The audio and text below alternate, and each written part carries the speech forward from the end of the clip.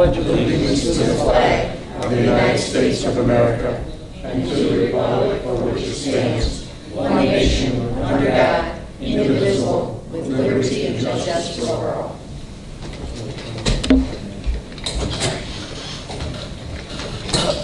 Roll call, please. Jim Weigel. Here. Judy O'Donnell. Here. Steve Ballage. Here. Rachel Miller. Lori Summers. Denise Winfrey. Here. Mark Perry. Here. Okay, we have a quorum. We have minutes from July 11th. Move. We have a motion and a second. Any additions or corrections? All in favor say aye. Aye. Any opposed? Motion carries. New business. First case, DC 16043. Jessica, you want to give us an update? Thank you, Mr. Chairman. I do want to start by saying that ZC 16043 and ZC 17013, which is the next case on the agenda, do reference properties right next to each other. Slightly different ownership, but it is serving the same business. The first case, 16043, was voted unanimously for approval at the Planning and Zoning Commission meeting last week. There were really no points of contention. And on this property for 16043, there isn't a special use permit for a truck terminal at all.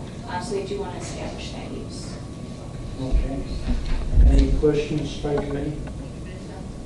We have a motion to approve. Motion to approve. Second. Second. Any objectors to this change? All in favor say aye. Aye. Any opposed? Motion carries. Okay. Next case, ZC 1713. ZC-17-013 is on the adjacent property. The truck terminal use on this property was non-conforming and was established prior to 1978. So the establishment of a truck terminal on this parcel would be to come into conformance and then to expand onto the adjacent one. Okay. Any questions by committee? We have a motion to approve. Motion to approve. Motion, second. Second. Any objectors to this change? All in favor say aye. Aye. Aye. Aye. Any opposed? Motion carries. Okay, next case, ZC 16034. Jessica, give us an update. You do have a memo today addressing ZC 16034. The memo kind of goes off of the statement of facts that you received. This special use request was originally to modify two previously approved conditions. The first would be a modification of a 10-foot berm that was required with the previous special use. And the second one would be to delete a condition that removes the aggregate total of truck, tractors, and trailers from 30 to completely remove that condition. The first request was withdrawn at the Planning and Zoning Commission meeting last month. So the second request is before you is to just delete the condition limiting the total number of truck, tractors, and trailers. Staff supported that request. The Planning and Zoning Commission voted unanimously for approval for that special use to alter that condition. Staff has also suggested, which you'll see bolded in the memo, an additional condition to reference the Forest Preserve District's concerns with the additional impervious area and drainage onto their property. That condition reads, the applicant must submit a letter from the Forest Preserve District of Will County that indicates their review and consent to the site development permit to be obtained for the expansion of the existing parking lot. So that is up for discussion if that's something that the committee would wish to add on as well. Okay. Any comments by committee? Here. Push. Okay, I hear what you're saying, Jessica, and I just want to check and make sure, Mr. Olson, this is satisfactory for you? I did want to comment on a couple of things. Okay. Okay. Yeah, if you'd like to come down to this podium.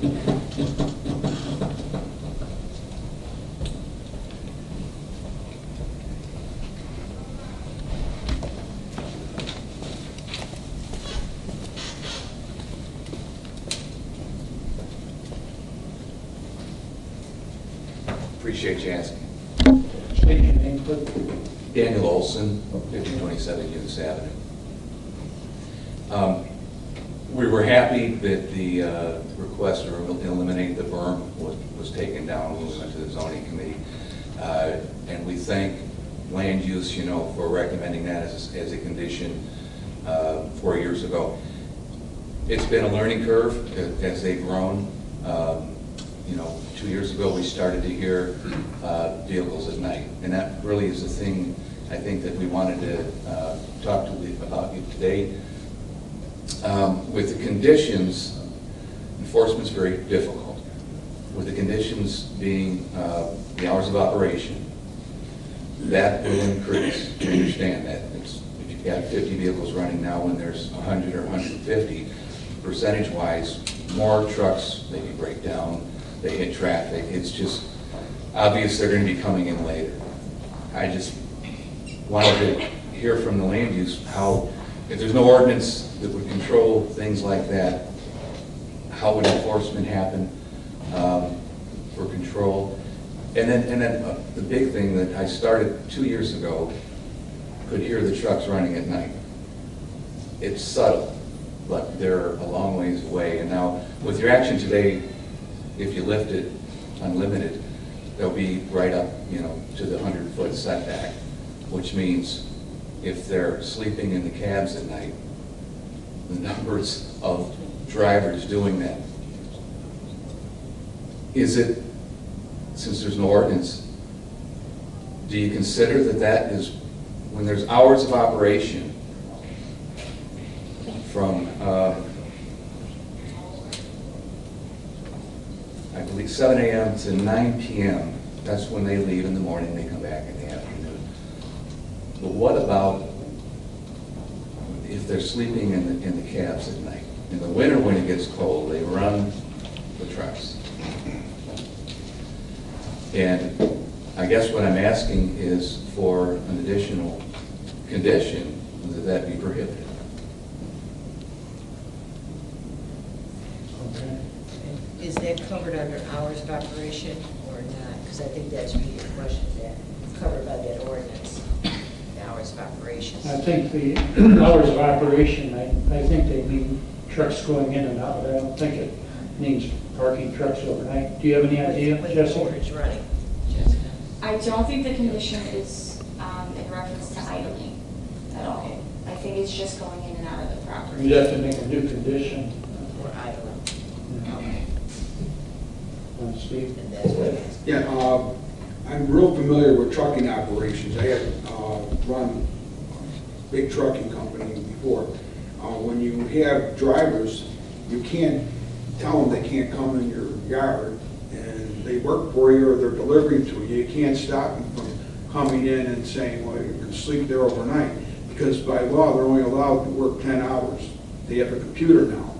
So if you don't provide, as a company doesn't provide a spot for them just to park and idle their trucks. And by the way, these diesel trucks are not that loud. I've had the warehouse that we had sometimes 40, 50 trucks running, and you didn't know that they were running until you got right up on it. They're quiet, and that was 15 years ago. So the trucks are a lot better than that now. So I don't think that it's a good idea to impede the operation of this business, just because the trucks are idling. Maybe we could add a condition that the idling trucks have to be 300 feet away instead of 100 feet.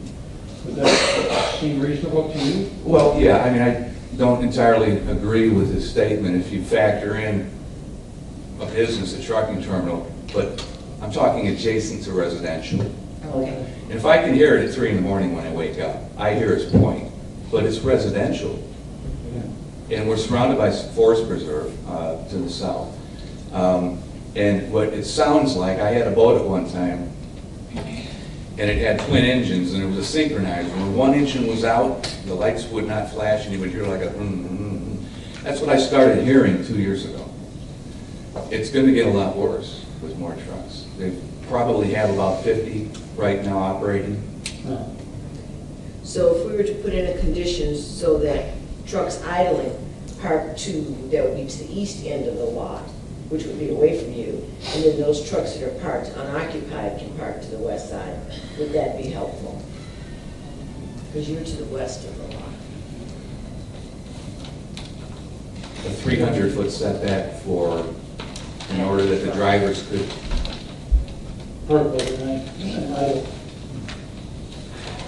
my first thought is enforcement.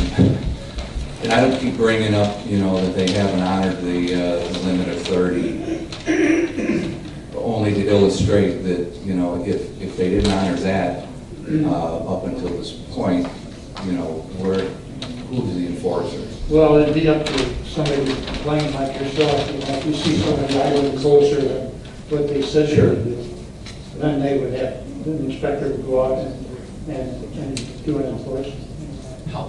Just another question I had. The first condition here, 14-day written notice. So if a neighbor called about a complaint, is it 14 days before it would be looked into? Well, that's just, They would have up to 14 days. that's just a standard condition that we have to give. I don't know why it's 14 days, but it is. Maybe staff could tell us. It's only in reference to the special use, and for us to do the inspection of the special use has been established, et cetera. We do have our code enforcement division, and they inspect sooner than 14 days. So if there was a complaint that these conditions were being violated, it wouldn't be performed by, myself and the staff, it'd be by our code enforcement division, and be sooner. Could they do it within the 14 days, or do they have to wait 14? They could do it within the 14 days. Okay. You guys got too many mics on. Come on, Yeah, three mics. I have a question. With a 300-foot setback for idling trucks, is there enough room on the lot for that? I'll have the applicant's attorney speak to Because that. I wouldn't want to make a ruling that, there's not enough. Yeah, we'll let the applicant speak to that and see if that's Yeah, because I don't want to acceptable say to them. 300 and they only got room for 250. You know what I mean? So that would eliminate it. Okay, Judy? I was just wondering, why was the condition of limiting to 30 tractor trailers originally put in place, and why are we eliminating now? What's the reasoning there? Initially, from what I read in the minutes, that condition was added at Land Use and Development Committee with an association with noise that trucks can generate, et cetera. So that was brought on by the committee and possibly between meetings with the county board members, with neighbors, with the applicant, and with staff to come up with some conditions that everybody could work with. I did see in the minutes that it was brought up that this was going to be the condition that was going to be added, and it was suggested if the applicant in the future did want to remove it, he would have to return in front of land use and the county board. So it's unclear, where the direct correlation was, or where that limit, why 30, why not 50, why not? That's unclear. Well, it started out, it was going to be a small operation, I think, and it just kind of grew. Okay. Okay. Any more comments, sir? No, will there be a condition added then? Well, we're going to discuss it with the I see. applicant. So if you want to sit down and let him come up Thank and you. see if he's agreeable. Dick, if you want to come up, speak to that.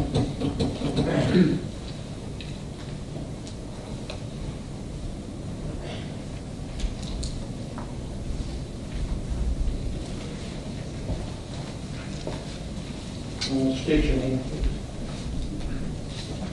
My name is Richard Cavanaugh. I'm an attorney with offices at 111 North Ottawa Street in Joliet, and I represent the trust that is the owner of the property, Mr. Simkus, who is the principal with regard to the user of the property. Unfortunately, cannot be here tonight, but if he were this morning. If he were here, I think he would tell you that most of these trucks are over-the-road trucks. They go out on a Monday morning, they come back on a Friday night. Drivers drive their cars to this facility, get in the trucks, and then drive the trucks to pick up and carry cargo basically throughout the Midwest, down to Texas, down to Louisiana. They're primarily over-the-road trucks. When we had the Planning and Zoning Commission meeting, the issue was raised of idling trucks. And I asked Vlad, sitting in the audience there, and he said, no, the truck drivers don't sleep in the trucks overnight. So I'm not sure what the source of this issue is. I will tell you that really this entire application involved two things. It involved taking the berm down to 4 feet high and putting a 6-foot fence on top of it along Brick Street, because what we wanted to do was build some industrial condos along Brick Street and have the access for vehicles, not trucks, vehicles, come in off Brick Street. The community to the west objected. The highway commissioner said, no, we don't want to have any vehicles travel on old, this is Old Brick Street. It's a 22-foot wide township road. And so what we did was we removed the request for access on Brick Street. We still want to build the condo building, and we have plans for that, and I think you see them in your packets there. But our access is going to be coming in off of Manhattan Road. So we have to switch the building around. So what you have between the residential property to the west and the trucks are going to be the 10-foot berm, because we removed the request for reducing it to 6. When Ms. Winfrey and Reverend Brooks stood up and said no, they objected to that at the Planning and Zoning Commission. So you're going to have that 10-foot berm there, and you have a building, a concrete and steel and brick building along the west side of the property. So that's going to take care, it should take care of any and all noise that's coming off the site, and I'm not sure that there is that much noise coming off the site. Staff has added asking you to add a condition. I'm obviously in a very difficult situation when that comes up, because I represent the Forest Preserve District. So I'm not going to comment at all about staff's condition, except to say that I think staff has gotten correspondence from the Forest Preserve District, and the parties are working together. So I leave it at that. But we're asking that you not, first of all, we have a 10-foot berm. That 10-foot berm is taking up 70 feet of our western property line. We have a condition right now that says that we can't park trucks within 100 feet of the property line. When we build that building, it's going to be 200, 225 feet. So we're asking that you not add another condition as far as idling trucks at night or something like that. But we are asking you, obviously, to take off the limit on the number of vehicles, because this is a 15-acre parcel of land. Steve, you could probably figure out how many trucks you could put on there. But I don't think 30, I want to know, but it's a lot. 15 trucks with trailers, or 30 trucks or 30 trailers, or some combination, is a terrible waste of the property. Well, it looks like all the parking is going to be on the east part of the parcel. What if we just said that if there are any idling trucks overnight, they have to be in the far eastern parking section of the parking? Tom, I don't know how they run the business, and again, unfortunately, I had an email from Vlad saying he was short some people this morning, and so he couldn't be here today. He operates, I don't know. Denise? Okay. Thank you for that information. So do you have an idea when the building would is going to be constructed? Rough idea, I'm not looking for specific dates, but rough time frame. I don't know if they have a This schedule. is Dave Zientek from Rudiger Tonelli, who's been doing the engineering work. I know they're currently working on finalizing architectural plans, and they're pushing us to finalize the engineering documents. However, we're still waiting to iron out all the fine details with the Forest Preserve and land use before we have the final engineering. So my assumption, and I don't know for certain, is that as soon as all the documents are finalized, that they're going to want to move forward.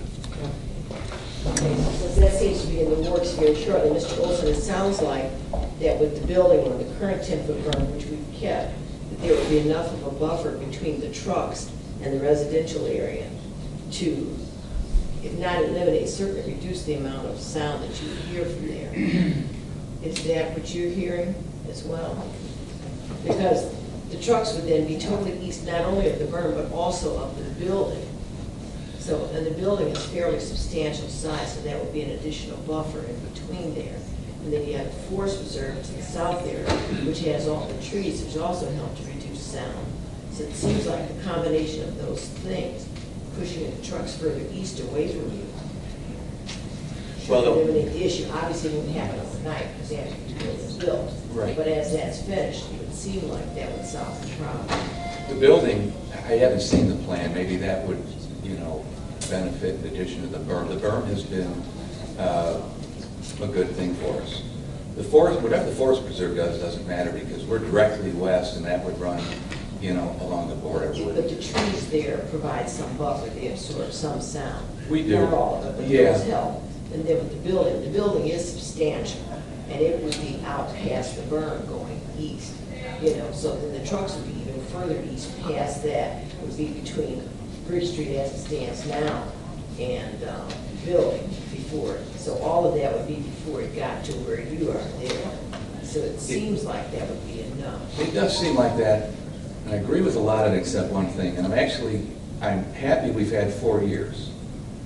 And not to say it again, but when they went beyond, the limit of 30, there was close to 100 in February we took aerial photographs.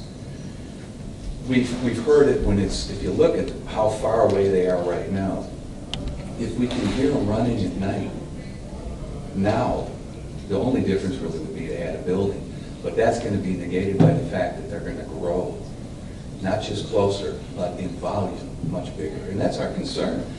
Middle of the night, it should be quiet for residential.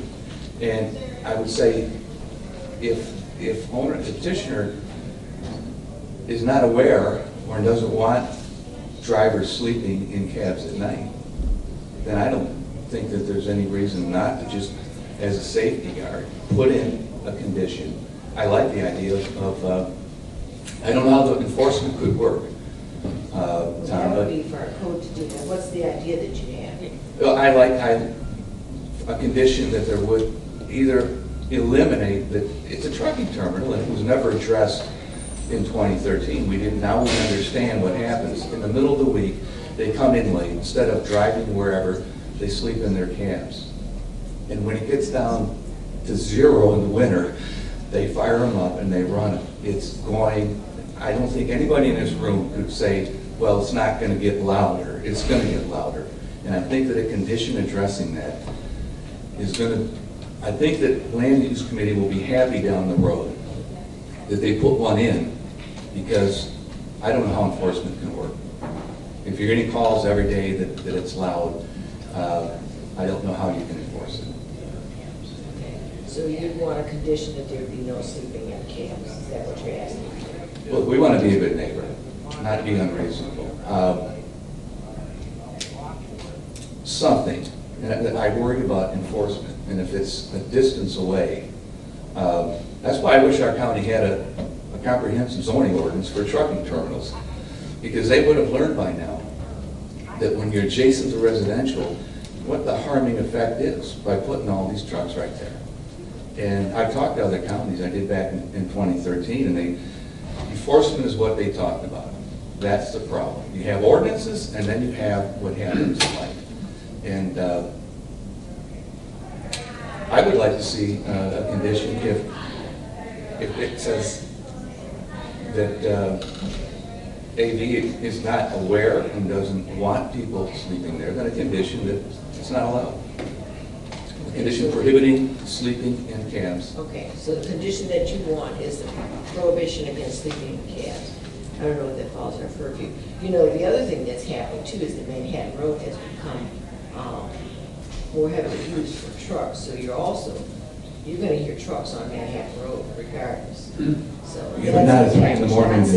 I'm not saying that that's a part of this case, but just aware that because of the changes in the overall in the area, that's happening. Because I'm hearing trucks all the time, and Absolutely. And you know I don't live far from there, so I'm hearing it all the time.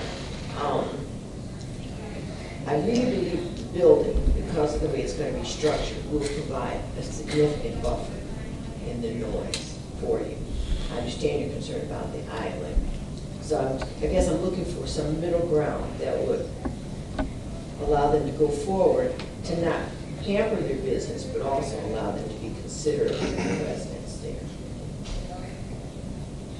Well, then I think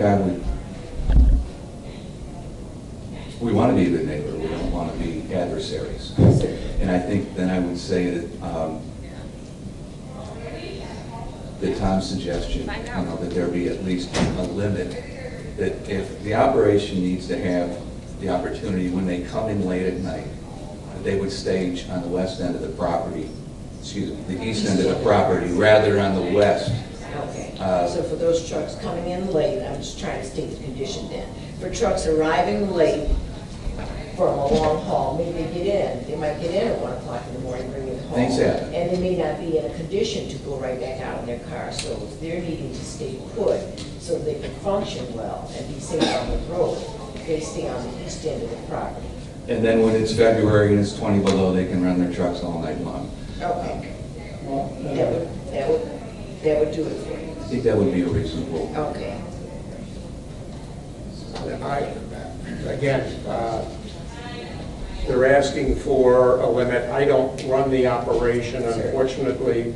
My principal is not here. And Dave, how close is the nearest parking spot with the building being built?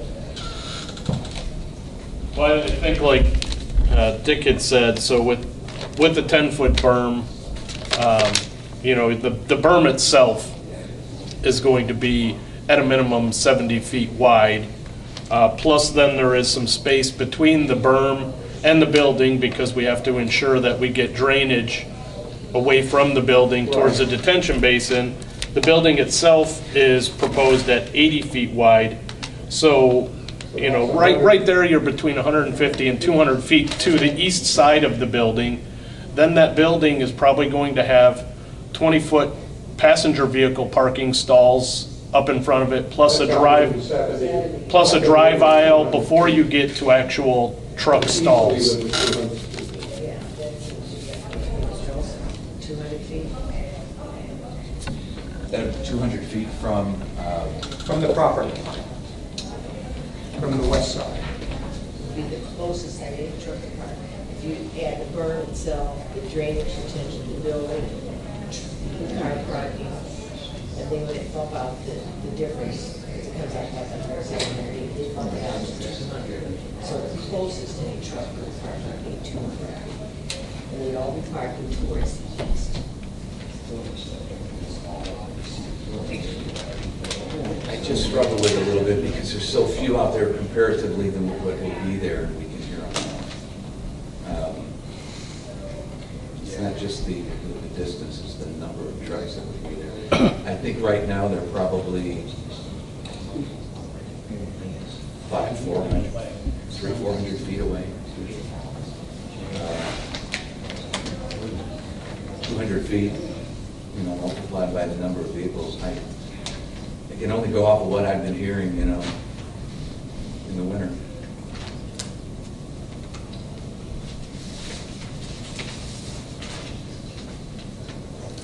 Is this an existing berm? Yeah, so this is showing a 10-foot berm coming up from the right-of-way line to the bottom of the berm. So there's your approximately 70 feet, plus probably another 15 to 20 feet then you have the 80-foot building. Is this considered to be new or the same? This is existing. No, that'll be in the Well, they're taking down the old one.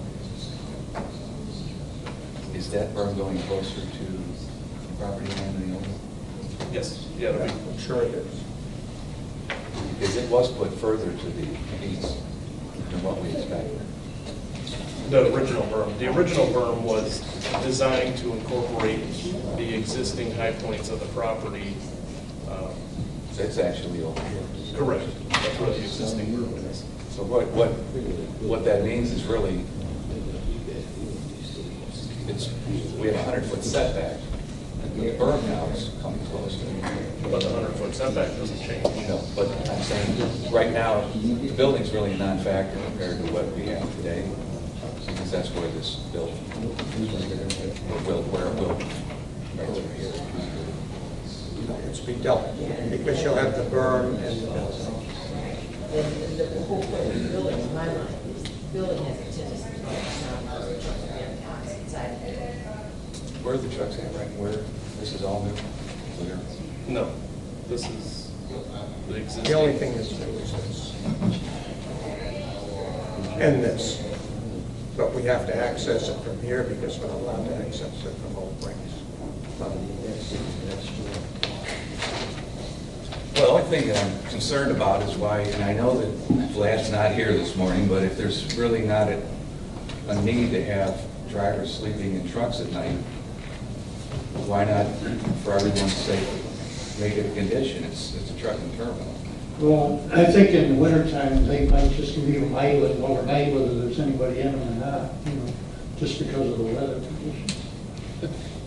So they're going to be idling whether there's sleepers or not.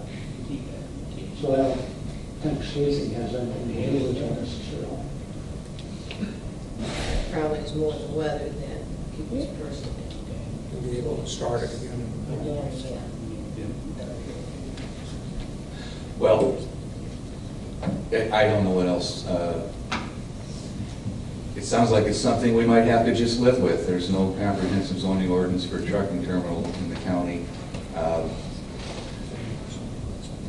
I liked your suggestion, Tom, that there would be, you know, a setback for the sleeping, you know, in the cabs. I'd like to request that, to at least stay back to the current parcel or for a number of 200 feet.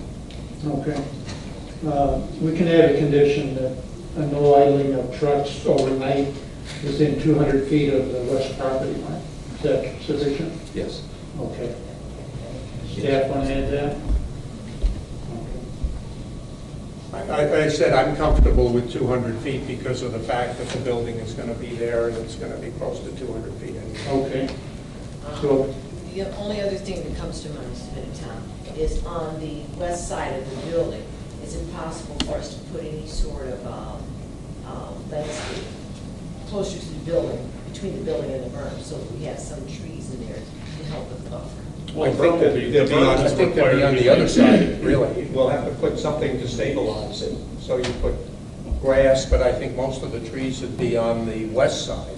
Okay, closer to them. so Closer we to can them, Buffer on yeah. your side. Right. Okay. Okay. Yeah, I think that'd be normal landscaping. Okay, well, I just want to be sure that we get that on their side, so we get some sort Yeah. of break in there. Okay. Okay, thank you. One other thing, I used to be an equipment operator, and heavy equipment, we used to be able to adjust the idle to the number of RPMs. So don't you want to request in that, when you just say idle, don't you want a certain number of RPMs? Because 1,800 RPMs as opposed to 900 RPMs is a lot different noise level. Are you using more diesel fuel at 1,800 than 900 or not? Well, I don't know, I mean, They could be, but I mean, Yeah. they could be. However, However, you know, I think you just saying plain idle doesn't give them a range to be in, Yeah. and you're going to get more noise. Yeah, I'd be fearful of going too far into the When you- actual operation of the business. A driver isn't going to be able to, with those trucks, that's not something that's going to be easy for him to do. He's going to have to pretty much know how to do it first, and they gotta pull the cap down, they're gonna have to, It's a control, right? It's it's not in the, not What is in the all control those of the road cap? trucks. It's not in all those road trucks. Okay. Some of those road trucks, you do it manually. It's not like some button you press and just lower the idle. I must have been high-tech then, thanks. Okay, that's probably further down the list that we need to be in this ordinance. But Mr. Olson, are you comfortable with building the trees along the new berm and the 200 feet? Yes. Okay. All right. Thank you. Thank you. Thank you. Any other objectors concerning this? Okay. Thank you. Thank you. Thank you. We have a motion to, yeah. So in addition to that new condition, then we do have Forest Reserve, one of the following conditions to review and consent to site development. Is that as part of this? Is that all part of it, or do we have to put that on there? We're going to add that. I think you have to add that. Okay. Yeah. Okay, so we'll have a motion to approve the request as submitted. We have a motion and a second. Now we need to amend it, amend the condition. For island, three conditions. That would be island has to be 200 feet from the west property line. Right. We have a motion and a second. Everybody in favor of that? Say aye. Any opposed? Then the motion for the forest preserve, the letter requesting that they review the site development permit for expansion of the parking lot. Motion and second. All in favor, say aye. Aye. Okay, and the original request for removing the number of trucks allowed for the special use permit, we had a motion. We had a motion on that already. So we'll approve the original special use permit as amended. All in favor, say aye. Aye. Any opposed?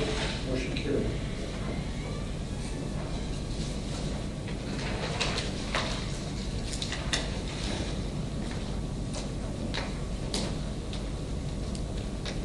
You do that right, Doug? Matt? That sounds good. Next case.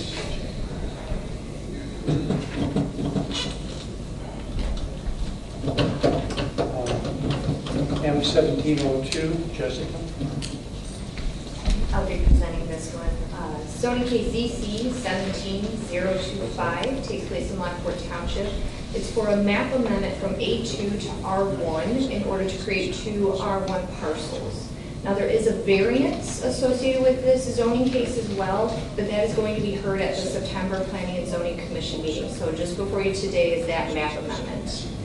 Each of those proposed R1 parcels would be in conformance with the lot standards of the district, and the proposal is also in conformance with our land resource management plan and also the City of Lockport's comprehensive plan for that area.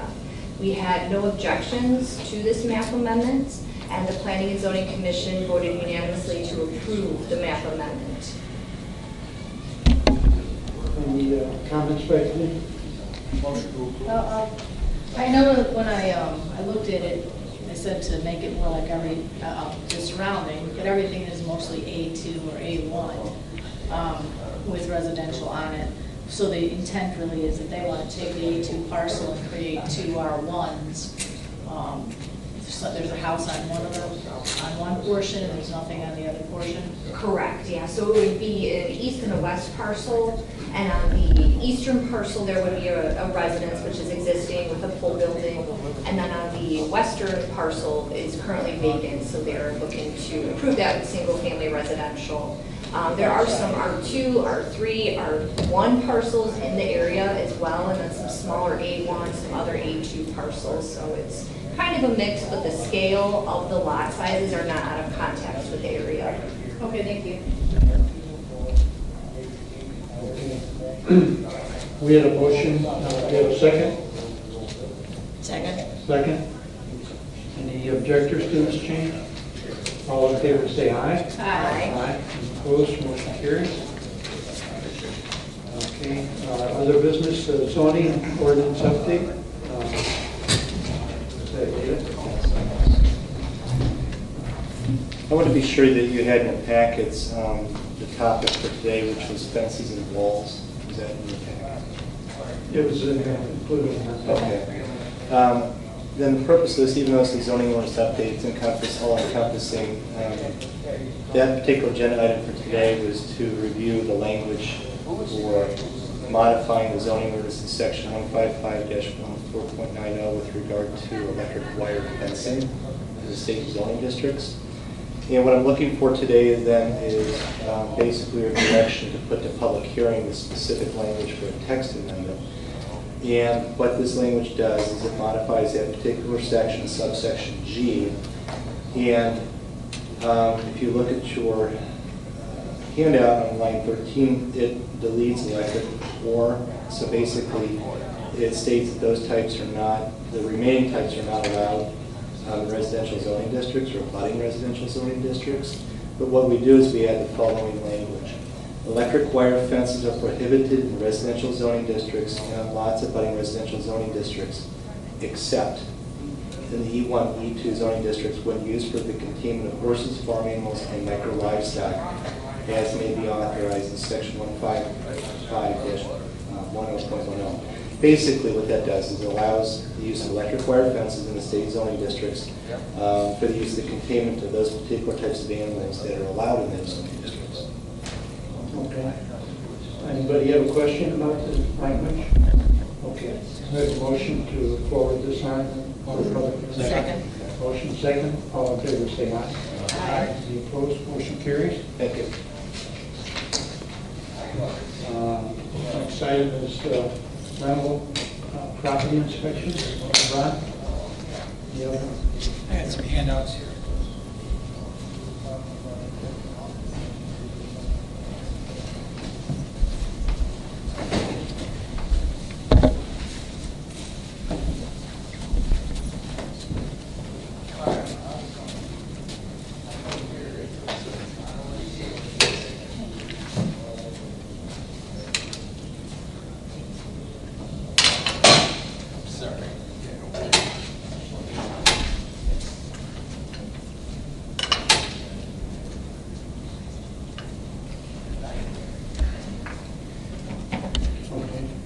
Okay, can you hear me? I'm here to seek the county's permission to enter into what I would call a marketing study. We kind of got off on the wrong foot at the executive committee a couple weeks ago when they approved the action plan. This study was, I think, misnamed rental inspection study. What we're trying to do is assess the condition of rental housing stock in the community, in the county. And the purpose of that study is to stabilize the condition of the stock and also at the same time encourage redevelopment, or I should say increasing rental stock. It's no secret that rental stock in the county is a scarce commodity. Not everybody is able to buy a house. There's a phenomenon also that we think is going on, and that phenomenon is because of the foreclosures, a high number of foreclosures in the community over the last several years. A lot of investors have been buying foreclosed property and converting them into rental, more or less under the radar. And we think that there may be some issues with that, but we don't know. We've gotten a glimpse through our code enforcement complaints where tenants are complaining about certain conditions being not fit, and they're still being occupied. So what we're trying to do is kind of assess all these little things that are going on, and we want to do a comprehensive evaluation of just where we are in the county with the condition and the preservation of existing rental stock. We are not out to mandate anything. We are not, that's a policy that we certainly are not ready to make a recommendation on.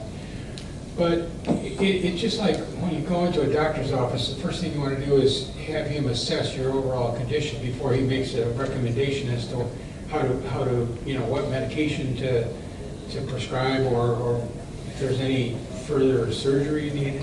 What we're just asking buy-in, I guess, from the county is that we do a study that is going to evaluate our condition and also find out if other communities in the region have the same issue. Our goal, again, is to preserve and increase rental stock. Initially, it was planned that we would do this with the block grant money. We just estimated that would be about a $20,000, $25,000 assessment. But I have nothing specific in mind. I just wanted to get this on the agenda. I just wanted to open the discussion because the fact of the matter is rental stock is extremely important. Now there's a lot of, it's a complex issue, and as I had suggested, one of the outcomes might be that we develop an outreach and education program for landlords to help them cope with what they're getting into. The city of Joliet has a network of landlords that they meet with at least twice a year. And it's informing the landlords as to what their obligations are as a landlord, what their responsibilities are. We don't have that in the county, and I think it might be something that might be worthwhile investigating. There's also another aspect of this, and this is why it's important for us to assess just the depth and the breadth of this. We already know from the census data that we have a lot of rental stock that's in bad condition. The census data tells us that. We just don't know how bad that condition is. Now, we're not asking permission to go into these units and, put people in violation. But what we're trying to do is encourage landlords to come to us and perhaps get certified and perhaps make available, I should say, we would make available some money or some other incentives where they would correct some of these issues. Now, these again are things that are just swirling in the wind. I have no idea what we're going to find out. If we find out that we have 2,000 rental properties in the county that are still have the homestead exemption on, and they're being occupied by tenants. I mean, that's a bit of a problem right there because we're losing tax revenue. And I talked to some assessors, and they've acknowledged that that's a problem. So I'm looking for buy-in from the county board that they allow us to do this study, and then we come back with an assessment of what the condition is. We're not establishing any policy. We're not establishing any ordinances. What we're doing is just trying to get a flavor of what's out there, because we feel that there could be an underlying problem. We're getting complaints. We're getting a spike in complaints from tenants saying that my toilet doesn't flush, my roof is leaking, and I withhold rent. I get kicked out. I'm not judging that one way or the other. I'm not saying it's anybody's fault. But I just want to start the process of evaluating our overall condition. So when we went to the county board for a line item in our block grant budget, it was thrown out. It was wiped out and we put the money back into demolition. Now, we can take it back, or we can put it back into the block grant budget. It's an administrative cost, is what it basically is. As long as we stay within an administrative cap that we have, we're okay. But I think what Mr. Eustace wanted is that he says, well, if we're going to do this, maybe the county board should pay for it. So either way, if it's funded through the county or through the block grant, I'm open to any option there. But what I would like to do is begin the study and report back. This would be a good board to report back to as what we're finding in, over a period of maybe 6 months, we could come to some conclusions as to what's going on. So, Is it going to be, are in-house people going to do it, or are you going to get? Mostly in-house, mostly in-house. I need the ability to maybe go out and buy data or to evaluate what, more details, but this is in no way, shape, or form going to be done by a consultant. We're going to do it in-house. Okay. Steve? Yeah, I think that getting a study is just another waste of time and a waste of money. If the tenant has a problem, tenant calls land use now, and land use should go out and say, hey, you got a problem, we write a violation of. The landlord, if you're going to offer them money, I don't think it's government's place to offer a private business, a landlord, money to repair his property. That's one thing. Then if you want to start, spending money to examine, you said 2,000. The other paper that you said had 51% of 34,000. Right. Had 2 HUD violations, which the county doesn't. We did not ever say we accepted the HUD as standard. We have the 2012 building codes. But anyway, the number is a big number. So that means that we're going to be inspecting all these landlords. So your idea is saying, well, we'll get the landlords in and we'll tell them, we'll give them a little cash to upgrade their buildings and make it viable, more pretty looking, or whatever. Landlord doesn't want to deal with the government, especially land use. So now, your whole idea is to go out and do a study which is going to take time, money, and effort on your part from the land use, which can be better served doing other things than this. And if somebody does call, you guys go out and inspect it and fix, give them a violation notice if their roof is leaking. There's other things you can do besides a study, and other things you can do besides saying, I'm going to give a landlord money to fix his building up to make it nicer. Steve, there's other things that we can do that we already have in place. And when I hear this is just a rehash of what we argued about before. Instead of saying it's going to be mandatory, it's voluntary. Well, call up a landlord anywhere and say, hey, you want to voluntarily let our land use department come in and inspect your building? Come on. There's not one landlord that's going to say that, oh yeah, we invite you to come in here. Nobody wants that. Because wherever an inspector goes, I don't care if the place is brand new, they can find a building code violation or find a zoning violation. They'll find something. So no landlords want that to happen.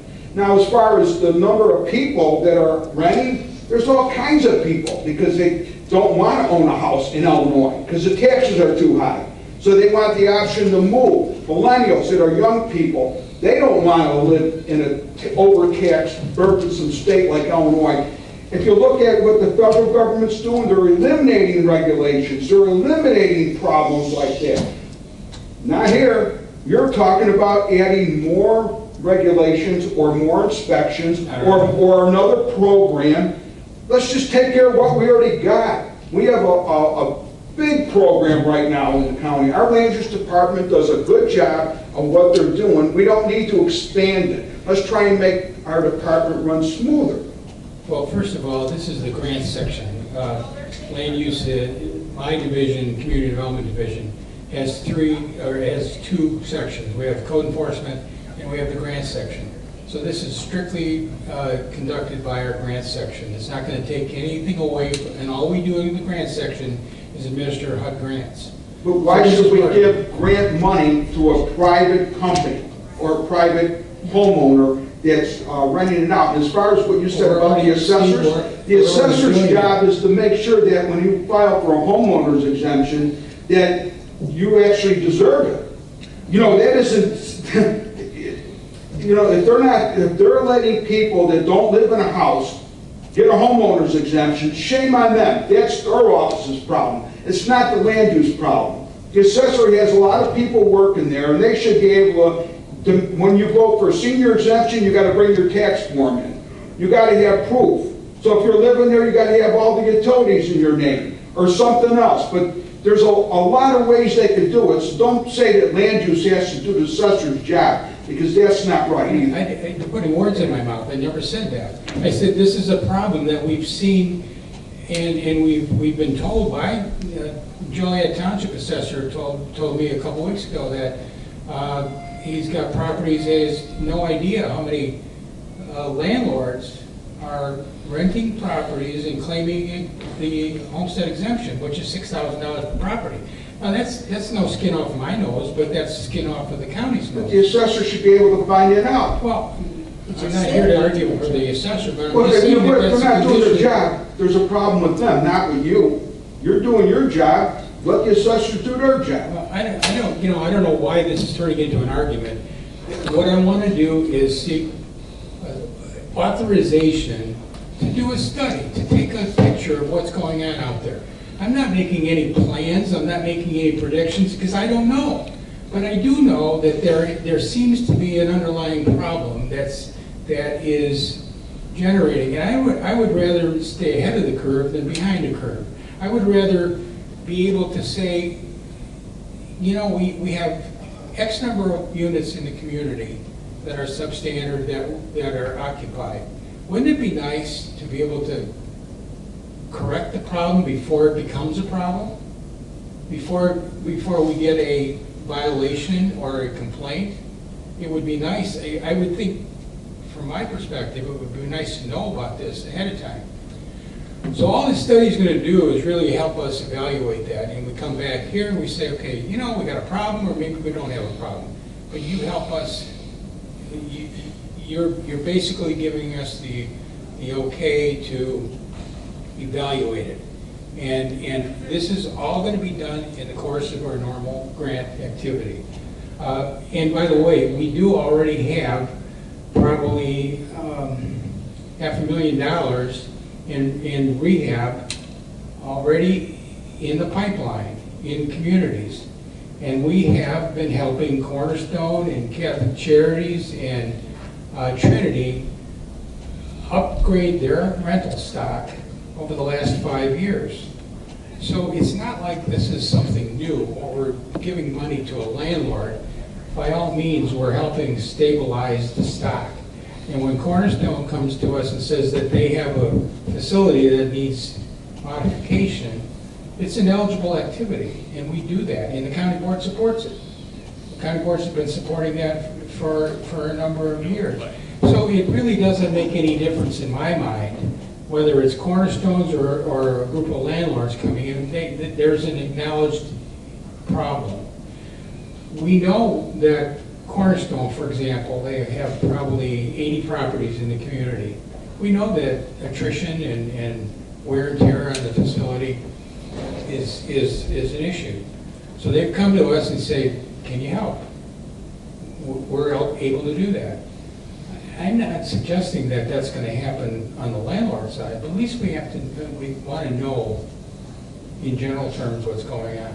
Denise, you have a comment? I just wanted to say, I sit on the Community Economic and Workforce Development Committee nationally for NACO, and CDBG is a big part of it. I fully support doing the investigation. Nationally, there is concern about people using loopholes and taking advantage of the credit. So Joliet, it's not surprising that we are in the same position. I would like to see us do the investigation, understand fully what we have out there, so that we know what gaps there are. Then we're in a position to be able to make some recommendations about how to close those. It is also an asset to our community, to our county, if we have quality rental housing for people regardless of why they rent. If they rent because they're poor, if they rent because they choose to have the flexibility of rental, but to be able to have quality rental housing. So that improves the county as a whole and increases our tax rolls. It is better for us in terms of marketing if we know what we're dealing with and can offer ways to fix that if we are clear about what we have. So I fully support us doing that investigation so that we have an understanding of where we are. Judy? Yeah, so for some of the points that you made, I can see people that would still choose to file with a homestead exemption, so that sticks out $6,000. That comes out of all our pockets, because that person's getting the exemption, they're not living here, and they are collecting rentals, and if they're collecting a rental, they should be not getting that exemption, because I don't want to have to pay their portion. So I think that's a good point to look into.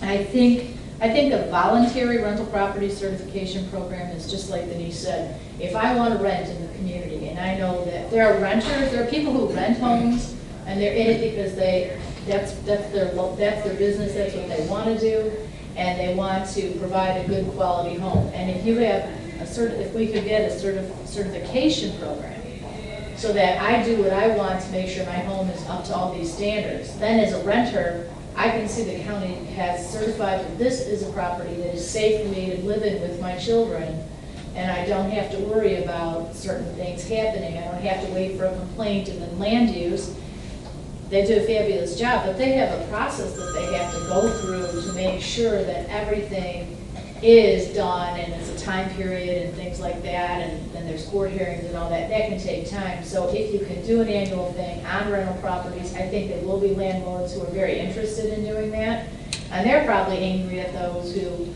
are filing in for the exemption while they're not paying it. Right. And they don't want to be lumped in as a deadbeat landlord who's renting properties because they feel like they do a really good job. So I think it's a good idea to go ahead and do the study. I do think, like Denise said, it does make our county, you hear all the time, people are living in these rentals and they're terrible, they're run down. Well, then you have so many things. If we can prevent the cost it would cost the land use department up front, and then the problems with the court system of having to go through it to fix some of these things, I think it's good. I would be in support. I have 4 inspectors for the entire county, and that's my budget. I'm not going to get another inspector. So we're not doing this to eliminate their work, because the code enforcement violations are going to continue. But I want to jump ahead a little bit. I want to get ahead of the curve and see if, predict what's going to happen. And I can guarantee you that you're probably going to see this problem associated with pockets, census tracts in the county. But I don't know that for a fact until we do a study. The one thing I did not mention, and it's kind of interesting because, the building code itself holds rental property to a different standard. I think you all know that. Yeah, so if for example, I own a house and I want to fix the roof, I can pull the permit and I can climb on the roof and fix the roof. Okay? It gets inspected and it passes or not. But if I'm a landlord and I want to fix the same roof, I cannot do that myself. I have to have a certified roofer do the work, because the building code holds rental property at a higher standard. So right there's a difference. I think the county and everybody in the region understands the importance of quality workmanship in a rental property, because of liability issues, because of the safety issues, and any number of things. So I just wanted to throw that in because I think it's an important distinction to make between what we do as our homeowners and what landlords are allowed to do. Steve, now, I'm dead against this, so my vote's going to be no, 100%. But now, assuming that some of our commissioners are gonna vote for this thing. That's like husbands too. Now, what's gonna happen if you go out and you waste the time and money and effort to do a study, and then you do the study, you present it to us, and then, because it's voluntary, no landlords wanna get involved with it. Or you get a handful of them, are you gonna turn around and say, well, now we're gonna do our job that we should have done already when a tenant called up and said, Mike, I'm in a home where the plumbing is broke, and instead of you coming out, you're gonna give them violation. If some tenant calls up and says that the plumbing is malfunctioning, you're gonna give that landlord a violation. Well, now, what are you gonna do? The same thing?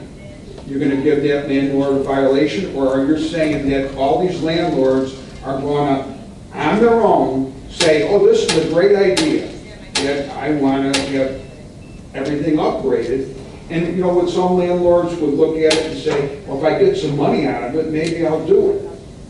Maybe. But again, they're giving it to a private company. Well, so I'm just curious now, are we going to start enforcing things more so because you have the study where now you're going to be... That's not the intent of the Well, study. your intent was to say something that sounds on a grandiose scale like, oh, this is all for a good thing. Just do a study and then we can go from the study. But the end result is going to be what? After the study's done and you find out what you want to do, what's the end result? What's going to be different between the end result of the study and the end result now? Other than the fact that you mentioned about, and Judy brought it up, about the homestead exemption, and there's other exemptions that are probably out there that these landlords are getting illegally, which should be found by the assessor by creating a system at the assessor's offices that will make it so that these people can't get away with it anymore. Well, But I mean, that isn't the land user's job, that's the assessor's job. So I'm just asking, what's the end result of this study after you do it, assuming it gets okay from the county board, and I'll be working against it, but assuming it does pass, what's the end result? What do you see as the end result is going to be different than what we already have? Stabilization and preservation of existing rental stock and encouragement for development of new rental stock, period. Well, what about landlords that don't want to have anything to do with it? Well, I can't force anybody to do anything. So if most landlords won't have nothing to do with it, because I sure wouldn't. Actually, if you had a program like that in Will County and I was a landlord developer, I wouldn't even come here. I'd say, forget this place, I'm going somewhere else, because they're going to start being really strict on me. Well, part of in Cairo, if you research it like I did, in Cairo they had a program and they ended up closing down a big giant public. I can't speak to Cairo. I only can speak I'm just to telling you what happened for the same thing you're talking about. They closed the building down, and they have little kids on the video saying, "Please don't make me move. We have nowhere to go." You know, I mean, this is what the end result is. So I'm asking you what you see the end result is. Besides the study, you say you get your study, what are you going to end up doing at the end? What's the end result of your study? Well, a study is not going to give me those conclusions. A study is going to give me information that we can, as a group, the Realtors Association, the assessors, the state's attorney, any number of organizations are going to be party to this evaluation. And we bring them in as we need to. And you're going to get a comprehensive report that's going to assess the condition. That's the bottom line as far as I can't predict if it's going to be successful or not, but I guarantee you that I don't waste my time. So if I were just to state that another way, you're going to do a study so that we have an accurate picture of what our conditions are now, what we have out there, so that we can all talk together as a group, all interested stakeholders, and figure out what the next steps are. Right. So you need it to be proactive, right? Yes. I want the county board, I want the land use committee to be proactive, and I want the county board to be proactive.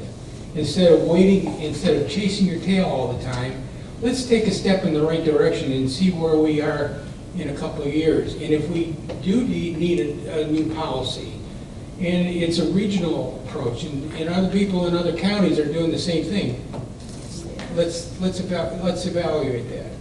Judy? So I think that, say you're a young couple and you're going to rent a home, apartment or whatever, you've never rented before, so you really don't know anything. If after the study we decide to do something with the data that we collected, say we have for that certification program, if we had a place on our website that said these rental properties are certified, we do an annual inspection, the landlord is very much wants their property, they're compliant, but they very much want to provide a really good place to rent.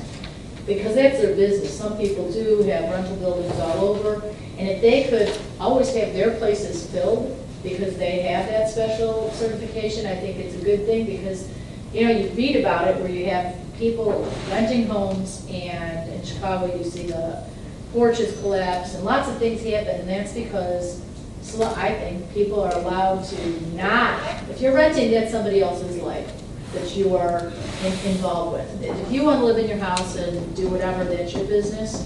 But if you're renting to somebody else, I think it'd be nice if there was something that said, this landlord is an excellent landlord. He's, you know, does this, we've had this done, this and that. So when you're coming into our community, or you're getting engaged, you're getting married and want somewhere to rent, you can be, maybe if we had a little online thing that said, this is Well, where, we that would be already, good. a couple of years ago, we already had that in association with Will County Center for Community Concerns and our continuum of care for homeless. We had a website called willfindhousing.org. And it was funded by an outside agency. And basically, landlords came in and put their properties on you know, the information and so forth, what the rents were going to be and so forth. So we have a little experience in that. We also have experience with when we had a lead grant a couple of years ago. We got about $2 million worth of lead abatement grants. And one of the stipulations of that program was that we created a lead registry, so that if your property were inspected and remediated from lead, then you went on the registry, so that people, when they do want to rent a property, they can assure themselves that that was a lead-free property. Yeah. So those are just little samplings of what this could be, you know, if we develop the right strategy. Need a motion, Tom? I'm not sure. This says it's for discussion. Can we move this somewhere, or Tom? Hey, Tom, we also need to, you know, Chuck told me if we have anything that affects economic development, he'd appreciate it that it goes to the Ad hoc Economic Development Committee, and this is something that I think is appropriate to be heard over there also. Economic development. Yes, Chuck told me that if we have anything, like, he actually said like this, that concerns economic development, that he would like to have it heard at his ad hoc committee. Do you consider this economic development? Well, I think if we're going to be encouraging rental property development, I think that, I mean, landlords have a business. So, I mean, in that sense, it's an economic development issue. So it can be moved there to be heard, but what do we need at this meeting to move this issue one way or the other? That's the question. Yes, just a motion. And I asked them. So I guess what I'd like to know is, currently, right now, what do we do if there are properties that are being rented? What do we do now with that? Do we know the list of homes that are rented or apartment buildings? You have no clue. I mean, apartment buildings easy to look at. You have no clue. We don't have, we don't have property-specific information. All we have is census data that indicates that majority, 51%, as Steve mentioned, 51% of the stock has either one or two conditions. And those conditions usually are related to the building code. It could be plumbing, or it could be electrical, or it could be structural. So the only one that really doesn't get too much play, is overcrowded. But we do know that there's an awful lot of rental property that's not being categorized as rental property. And if this study can identify that that's an issue, then we move on to the next step. We don't know what is going to happen. But, you know, I mean, this could stay within the land use committee, I think, if you have the authorization to do that. But I would like to get the study started as soon as possible. So I'd like to make a motion that, I'd like to make a motion that we move this to the Economic Development Committee for consideration and then bring it back to land use. Well, I think that's up to the executive. Right, we don't put it on. Well, Yeah, so that's. all right, well then we have to, We could bring it up. maybe we could bring it up, we could put it on the agenda for the executive committee under the land use, that we want to move this forward to the economic development. It would go to land use, it would go to executive committee from here for Right. consideration. Right. Right, that's Period. what I'm saying. Not for a particular committee, it would go to executive for then consideration, they decide. so that it can move forward to the county board. At executive committee, if someone chooses to move it to another committee, then that would have to be brought up at executive. Right. From here, we would move it to executive for discussion to go before the board. Ron, I wanted to know, so you say 51% of the rentals are substandard in possibly two situations. That's what this says. What is currently being done with those, do you know? Nothing. Because that's just from the census data. Right, nothing. Okay. We don't know where they are, we don't know, you know, the condition. Matthew, you have any recommendations? You know, I have more questions than recommendations. I think the first thing is, if I understand correctly, we're using community development block grant funds for this? Nothing. Well, this could be done under administrative. It Well, doesn't- I'm just asking, because I know the grants usually have attachments to those, they have strings, and they have certain Right. requirements how money can and cannot be used. What I attempted to do is bring this out, draw this out as an issue, okay? And I've certainly done that. Yes. Because we're talking about it. Right. And we have the budget in our current administrative program to do this. Is there also a plan that specifies what that budget can be used for? Yes. Okay, is The this? evaluation and planning of housing issues is certainly an eligible activity. So this is all within our, you know, our program to do. And I don't know, again, I'm just asking the question, so if that's the case, I think that maybe the I'm next. not seeking county board money or general fund money. If the county board saw in the future that it would be a good investment, then fine, that would be it. In terms of the study, we could do it under our current budget. Sure. I think that Denise probably hit it on correctly, that maybe it should go to executive and for discussion there and pointed to where it needs to go. But like I said, I had more questions than answers, Tom, I don't know. Okay.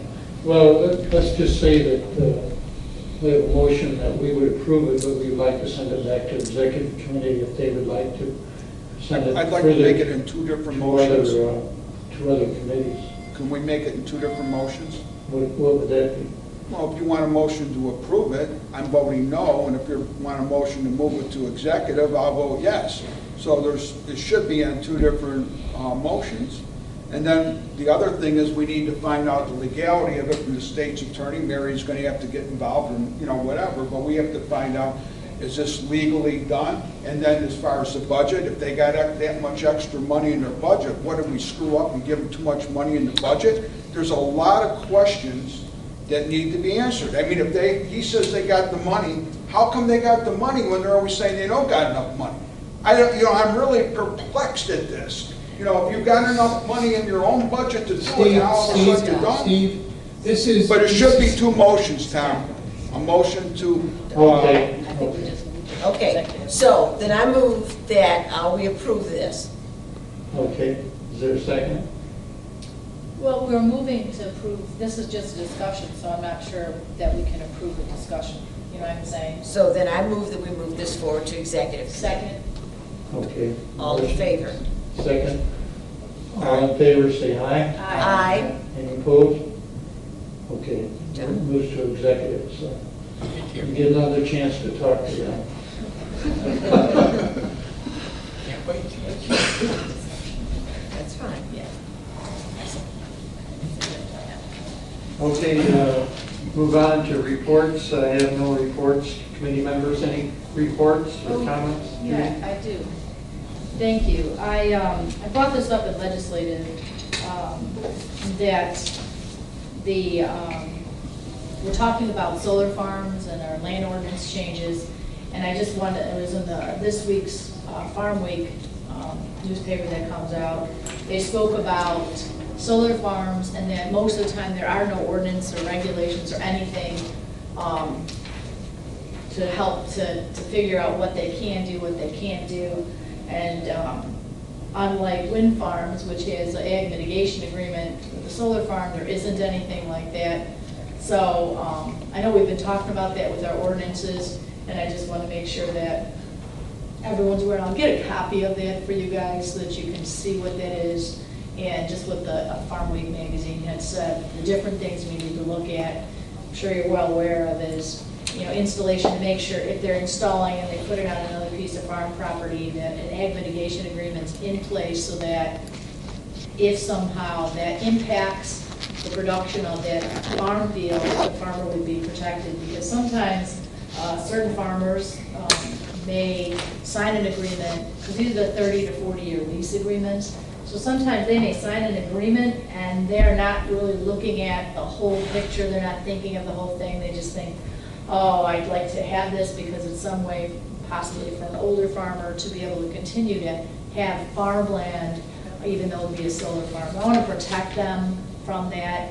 And also, when that solar farm is no longer up to standard, to make sure that when they take it apart, that those same protections are in there so that a landowner who may not be fully versed on all those things is protected. So I know we've talked about putting a zoning ordinance in place, and I'll get you guys a copy of that. I'll take a copy and get it to you guys so you can just see those comments. So I just want to say that.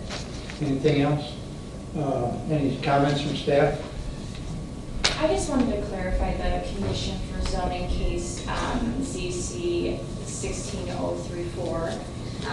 No idling of, and this is the additional one, no idling of trucks overnight, and so overnight would be considered outside of business hours, 9 p.m. to 7 a.m. Yes, 9 to 7 a.m. Within 200 feet of the western property line. Right. Okay, so that's what was intended, okay. So you calculated, they put the berm, setback, building, and then the parking, that it's 170, they move it out to 200. So And that's just outside of business hours? Right. Okay. Brian? All right, one quick comment here. Last year, for people that were on Land Use and Development Committee around August, we were dealing with a special use permit holder for a landscape business that was not in compliance, and they had been in compliance for quite some time. The name of the business was Inagata Davida LLC. You may remember that. Operating as G&G Landscaping. Is that by the one by Lamont? Yeah, it's at 14645 South Archer Avenue. Okay. And our Resource Recovery and Energy Division was trying to get a hold of them for a long time last year. We finally did reach them. The owner didn't come before the committee, said that he would come into compliance and would stop violating the IEPA regulations and the conditions of the special use.